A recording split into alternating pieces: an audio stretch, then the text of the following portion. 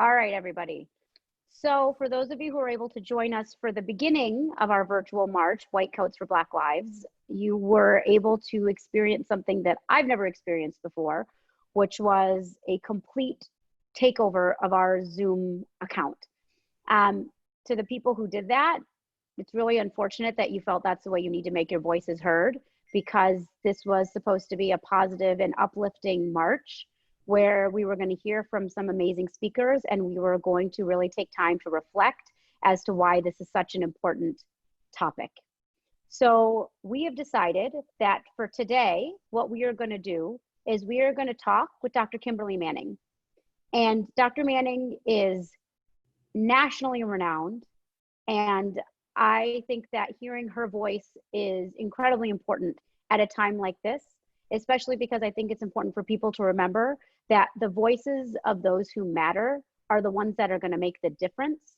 And by continuing the conversation and not letting people hold you down or hold you back or stop you from talking when there are important things that are really what's right.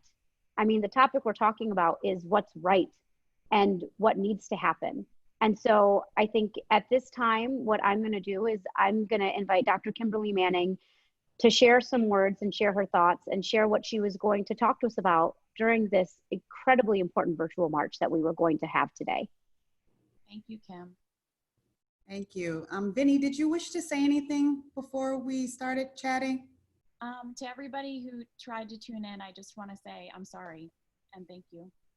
And I am so pleased and honored to be able to have the pleasure of introducing you to Kimberly Manning, Dr. Kimberly Manning, who's a professor and friend at Emory, a powerhouse, award-winning medical educator, but really I think gets to the heart of everything with her stories. She's Grady Doctor on Twitter, and I know that she's just got this amazing knack for interweaving her story as a mom, as a daughter, as a sister, as a doctor and a healer into thinking about complex issues of the day facing all of us. And so I can think of no other fitting person to kind of lead us through this trying, challenging time right now than you, Kim. So thank you so much for agreeing to join us. Thank you. And I just want to echo the sentiments of my sisters who just said how sorry we are that we just had to see this really unfortunate slice of humanity. But on September 7th, I will have been a Black person for 50 years. And what I'll say is that, you know, this is not the first time that I've seen ugly. And I also know that, you know, angry and awful is really just sad's bodyguard. And so to the individuals who did take over our session, I want you to know that I'm really sad for whatever you're feeling right now, whatever loneliness caused you to do that. I want you to know that I am praying for you, and that I forgive you for this, and that whatever dark space you're in that caused that to be your only means to speak out, I hope things get better for you. So, you know, in times like this, I've just been thinking a lot about the past, and I love the arts. And so I've been reflecting a lot on the times when some of the most powerful things written by African Americans came out to really speak to times of struggle. And the Harlem Renaissance was a time that really did that in a magical way. A poem that I've been reflecting on was written by Paul Laurence Dunbar. It's called Sympathy. And I would like to share it with you and just allow you to reflect for a moment with me. I know why the caged bird sing. I know what the caged bird feels, alas, when the sun is bright on the upland slopes, when the wind stirs soft through the springing grass, and the river flows like a stream of glass, when the first bird sings and the first bud opes, and the faint perfume from its chalice steals, I know what the caged bird feels. I know why the caged bird beats his wing till his blood is red on the cruel bars, For he must fly back to his perch and cling, when he fain would be on the bough a swing, and a pain still throbs in the old scars, and they pulse again with a keener sting. I know why he beats his wing. I know why the caged bird sings, ah me, when his wing is bruised and his bosom sore, when he beats his bars and he would be free. It is not a carol of joy or glee, but a prayer that he sends from his heart's deep core, but a plea that upward to heaven he flings. I know why the caged bird sings. I love those words because they really speak to times of reckoning. And this is a time of reckoning, I think, for all of us. It's a time where something that many of us have felt privately now has been sort of ripped open for everyone to see in the open with us, and you can't turn away anymore. We know that with COVID-19, we've been distant from one another. We aren't connected in the ways that we used to be connected. There are no tight hugs to give that like we're used to. And that, coupled with, as an African-American, seeing what it has done, COVID, to our community, and how it has really amplified all that we know about health disparities and just made it so clear we're already down. And then comes all of this to sucker punch you again and knock you to the ground again. And so I think that at this point, we're at the space where now we're all looking and seeing and feeling together. And I'm grateful for that. And as doctors, you know, I have to say that anytime you want to try to get to the root of something, you got to take a good history. And you have to understand, we understand how one piece of the history that gets carried into the chart for years and years and years and years and years can cause you to go a whole wrong direction. And I think that's what happened here. Something got put in the chart that wasn't true. And it kept going volume after volume after volume. Everybody wrote an H&P that said this thing that wasn't true. I need you to know that the story of Black people like me did not start in 1619 when we hit the United States. Like many of you who come from different places, our story goes back way before that.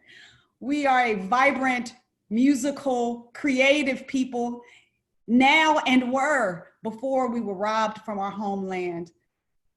Those of you who are of immigrant descent, whose families came here from other countries, I'm so excited and lucky to know many of you, and I get to see how that culture plays out in your beautiful names, the names you still give to your children. That's your culture that you've carried forward with you. And imagine having all of that erased, robbed, you given a new name, your religious and cultural identity just stripped away and given something new. And then a lie told that everyone believed. You see, when African people were stacked in boats against their will and brought across the Atlantic Ocean, there was a lie told when they got here, which was, you are savages. This is for your own good. This is to help you. And people believed it. And then as time went on and slavery ended, that narrative continued. It was, well, you aren't the same as us. You can't really take care of yourself. You can't make decisions. You can't learn with us. You can't learn like us, despite all the compelling evidence otherwise. But that narrative carried on, and it didn't just carry on between Black people and white people. It carried on when other people got here too. They told you that about us too. They told other immigrants about us too. And they started to believe it too, that we were savages. And the worst part of all, they convinced a lot of us of it too. Robbed us of opportunities to grow and to get better. And so what happened? We turned on each other, all sorts of things happened. But mostly it was this lie about who we were and who we are that's still been going on. So a lie like that is what makes somebody kneel on someone's neck for 8 minutes and 46 seconds. A lie like that is what makes someone kick someone's door in and shoot them more than 8 times. Happy birthday, Brianna, by the way. A lie like that is why from the 16th century to the 18th century, nobody turned the ships around. And what I'm asking you to do is to ask yourself, what am I going to do to turn the ship around? Because the ship has got to get turned around and the lie has got to be broken. And that is going to take some work. It's going to take some individual work, looking at what are your own privileges that you have? What allows it to be easy for you to turn away and not think about this? You know, when my grandfather was a young man in Alabama, when he would walk down the street, it was against the law to not step down onto the curb when a white person was approaching. In what ways are people stepping down on the curb for you still? In what ways are you willing to step on the curb yourself so somebody else can walk by? Because for us to try to even out this playing field, it's going to call for us to give up some things, some privilege, some things that are comfortable to us. It's going to cause us to have to go all the way back in the chart to a H&P written on a paper chart, not even the electronic medical record, on the paper chart, and revise something that was written wrong way, way, way, way back when, that a whole bunch of people believe. And we know about clinical inertia, right? We know about how something can happen in the chart and it can just keep going. I need you guys to really start to recognize that we've all been hoodwinked and bamboozled. I do not come from savages. We are a resilient people. We were stacked in boats, brought over an ocean and survived. I am the descendant of slaves, and I'm a medical doctor. I'm a professor of medicine, and I'm talking to you right now. If that ain't evidence that the chart was wrong, I don't know what is. Start by listening. Don't draw comparisons to the atrocities of other parts of the world. Just listen. You want to be a good ally? Start by listening. You want to be a good ally? Show up. Don't be scared. You want to be a good ally? Find out what your biases are and deal with them. Do an implicit bias test. Understand when biases are triggered and fight your biases with all your might. You want to be a good ally? Tell your children what somebody should have said in 1619. Take that out of the chart, revise the chart. You don't have to do it all on the same day, y'all, because you know the chart is real thick. It's a whole bunch of volumes of it now, but we got to start somewhere. And you listening to this is starting somewhere. It really, really is. And so I am counting on you to keep me from standing at a podium and my son being a hashtag. I don't want Al Sharpton talking about my son into a microphone. I don't. And I am sorry that so many people who look like me have been on the opposite end of that. But I am encouraged by where we are right now. I already knew why the caged bird sang. Now you know too. And now that you know, you can't unknow. Let's turn the ships around, y'all. We got to turn the damn ships around. It was a lie. We are not savages. We're people, and we've been people. So this is your charge, and be encouraged. A piece of your privilege might make you think that when you're ready to do something, you're ready for something to get fixed and change, that it's going to change. And that's a piece of your privilege. You're used to when you want something that it works out. But as somebody who comes from a people where it don't always work out, this is a long game, y'all. This is a long game, and we're in it together. Freedom Riders buses have more than just Black people on it. So I welcome you to get on the bus with me. But you're gonna have to ride for more than just one exit. You're gonna have to just keep riding and riding and riding and riding and riding. And in our lifetime, we'll see something different. So let's turn the ships around together, you guys. I'm encouraged, I'm excited for you, and I'm excited for us.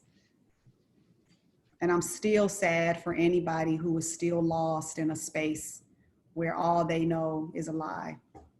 So help me get the truth out there. That's all I got. Well, I mean, That's beautiful.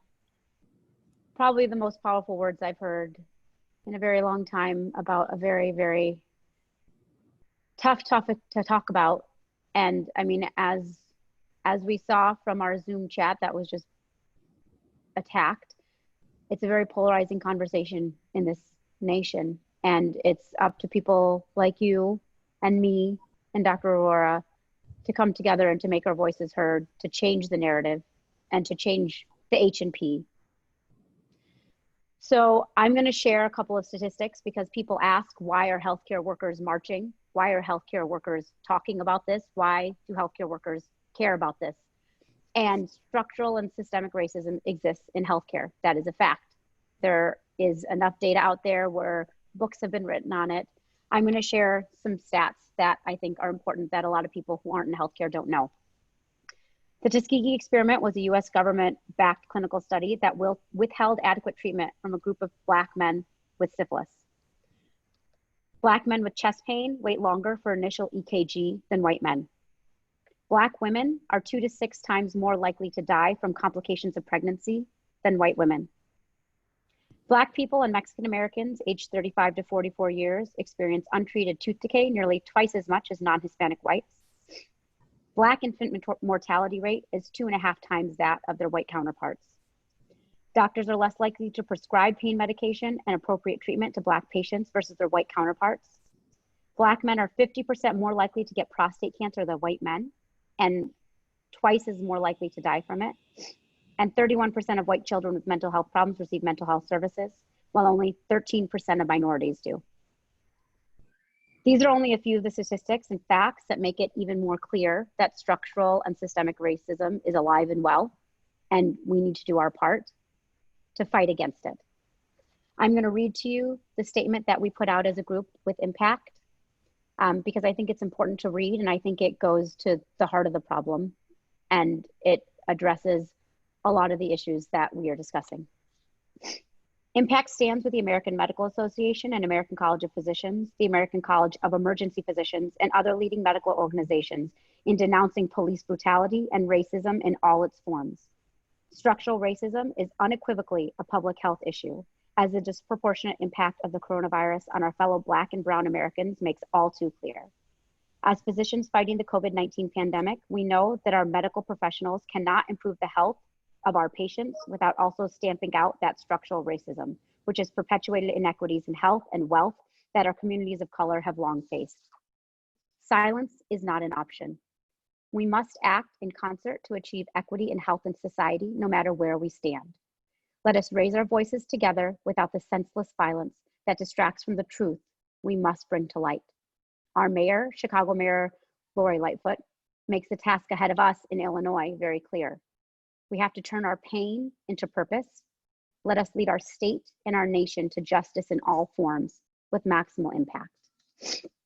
I'd like to take a few moments for a moment of silence for all of the men and women we have lost senselessly to violence, to systemic racism, to structural racism. So if you could join me for a brief moment of silence.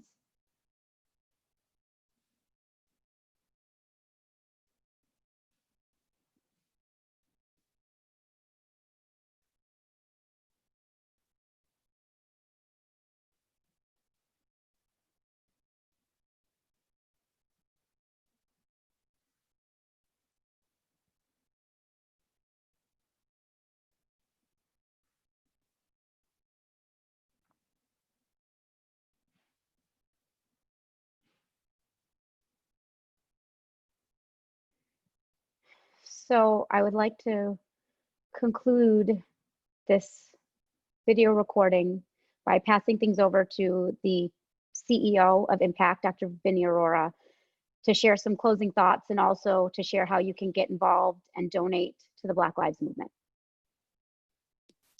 Thank you so much, Shikha. Thank you, Kim. Thank you to all of those who tried to celebrate this moment with us to honor the lives of so many that are lost. I particularly, Kimberly asked me at the beginning, did I want to say anything? And I just was speechless and I couldn't put myself together.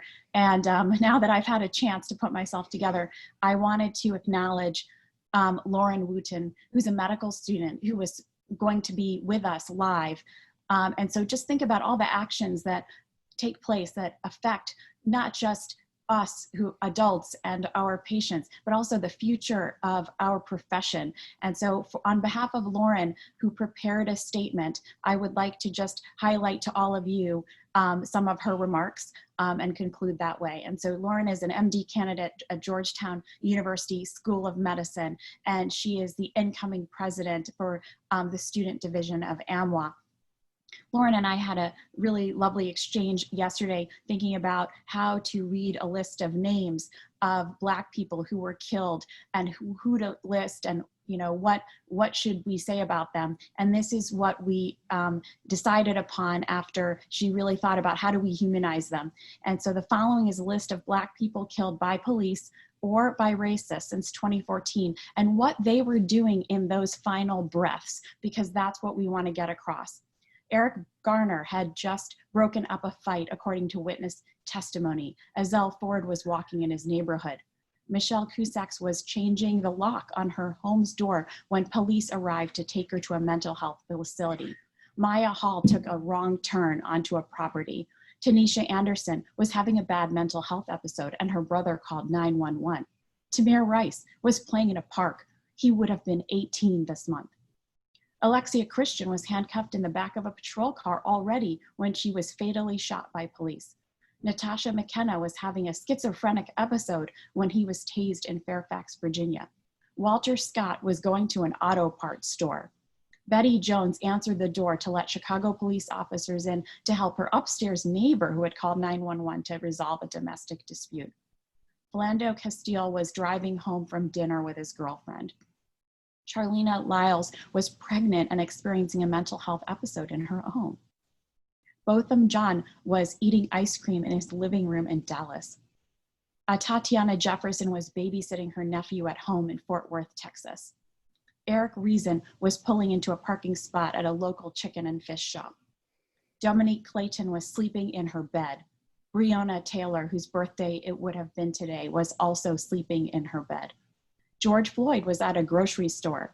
Tony McDade was an alleged suspect in a local crime. And finally, 5 days ago, David McAtee was serving food at his barbecue stand near reported protests for George Floyd and Breonna Taylor. And so with this list, it's been about a few minutes that I've read this list. That's just a fraction of the time that George Floyd was down. I also want to give a shout out to Justice for Bree because it is her birthday today. And what you may not know is that she is an essential healthcare worker. She was an EMT and she was taken from us at the height of a pandemic where she would have been serving her community. She was studying to be a nurse. And when her uncle had a stroke, she posted on Facebook about her love of the healthcare profession because she wanted to make people feel better and she was a healer.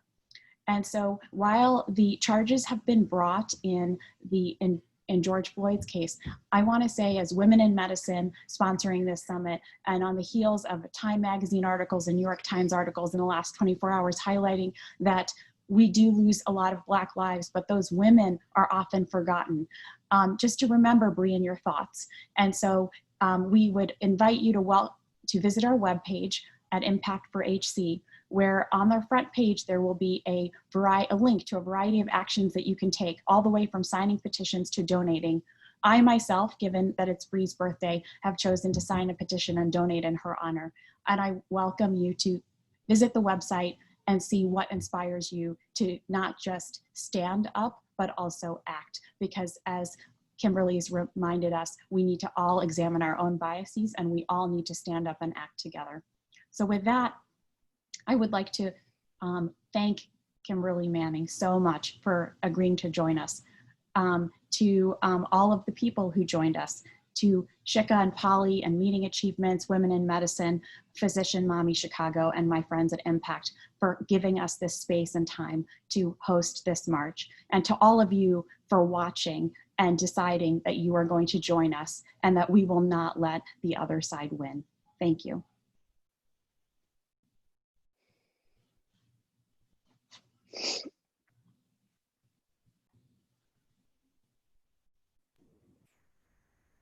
Thank you. Okay.